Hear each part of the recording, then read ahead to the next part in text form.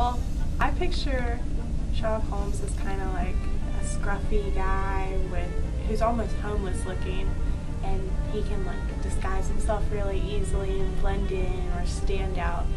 And when I think of John Watson, I think of the dad from Beauty and the Beast, like with the great big like glasses, and he like comes out from under his machine and he's like, I'm gonna make this work.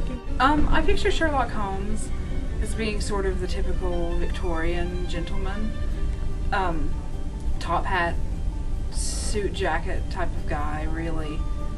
Dr. Watson, really kind of similar. He's a war hero, so not really the typical perception of, old and fat.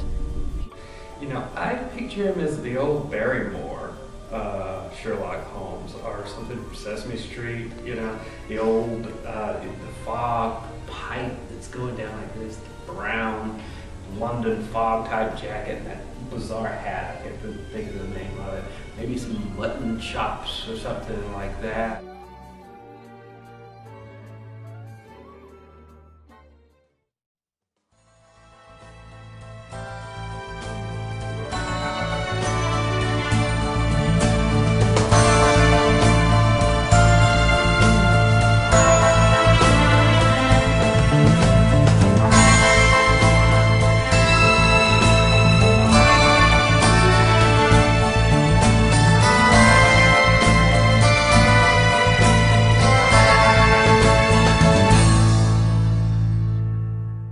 A Study in Pink is an adaptation of A Study in Scarlet, which is the first of the Sherlock Holmes novels, and it's kind of the story of how Holmes and Watson meet.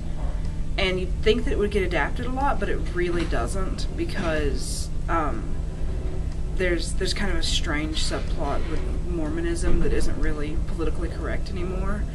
They kind of had to take that out for A Study in Pink for their adaptation, but it's a really interesting adaptation. They keep a lot of the same elements to the story, but manage to modernize it and give it a lot of new elements. I guess what stood out to me the most about Sherlock was the use of modern day technology in the setting and the way it's interwoven with some more traditional Sherlock elements to make this really great combination. Like one example is there's a scene near the beginning of the episode where there's a group of detectives discussing the case, and while they're talking, Sherlock is relaying text messages to all the detectives' cell phones, shooting down their suggestions. And at first that was really strange to me because I thought it was so odd to see modern day technology next to something as traditional and Victorian as Sherlock Holmes. But the more I watched, the more it made sense to me, because it makes sense that a brilliant detective like Sherlock Holmes would make use of all the modern day technology he can get his hands on. If they're suicides, what are you investigating? As I say, these suicides are clearly linked. But it's an unusual situation. We've got our best people investigating. So it's wrong again? So I really liked that as an addition to the show. It's something that you haven't seen in any previous adaptations, and I just thought it really added a good modern element to the show.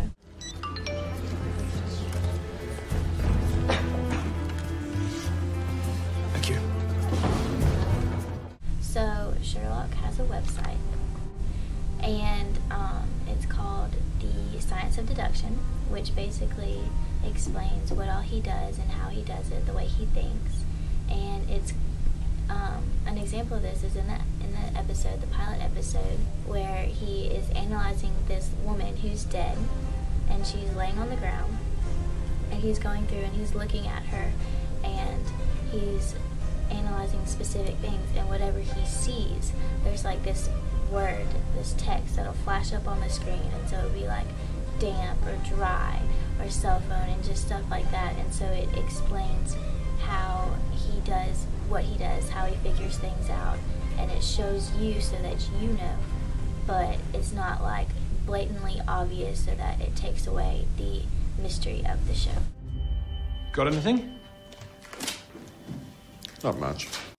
It's kind of interesting to see a modern adaptation of Sherlock Holmes because through the years people have done so much studying on the character and on the stories and come up with so many different theories about the characters, but the stuff that they're discussing just didn't get talked about in Victorian London.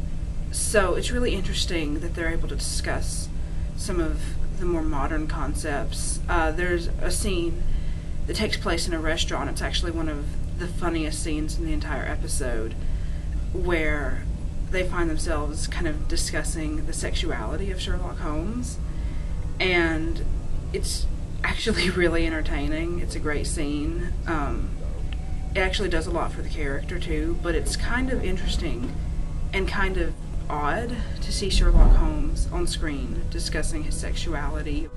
It's funny, it's clever, and it's a really interesting take, and it's really great to see that they're getting to take these concepts and use them. You don't have a girlfriend then? Girlfriend? No, not really my area. All right. Do you have a boyfriend? Which is fine, by the way. I know it's fine. So you've got a boyfriend? No. Right, okay. John, I think you should know that I consider myself married to my work, and while I'm flattered by your interest, I'm really not looking for anything. No, I'm not asking. No. I'm just saying, it's all fine. Good. Robert Downey Jr. is kind of the Sherlock that I've always pictured, the scruffy guy who can dress up in like 10,000 different costumes and like disguises.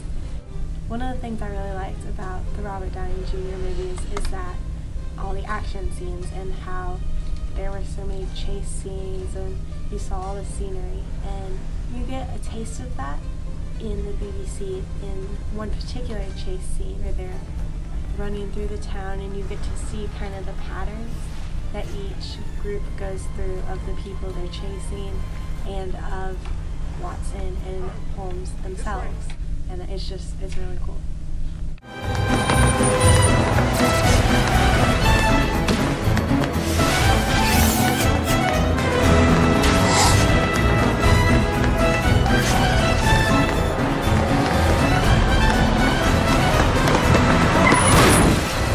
Police! Open her up!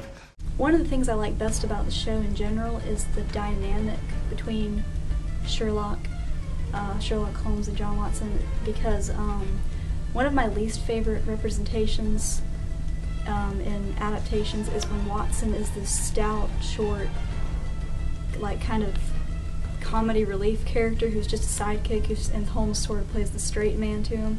I don't really like that dynamic very much because it doesn't make the mystery any more interesting. I feel like that's not really the right dynamic for Sherlock Holmes. So I was really happy to see that they're sort of on equal terms in this show. I kind of like the psychology of the characters as well. They each have such a deep past, and it makes you want to watch more to see what else is going to be revealed. Like Watson's still having trouble and very vivid war memories, and Sherlock, you just want to know what's going on in his mind all the time.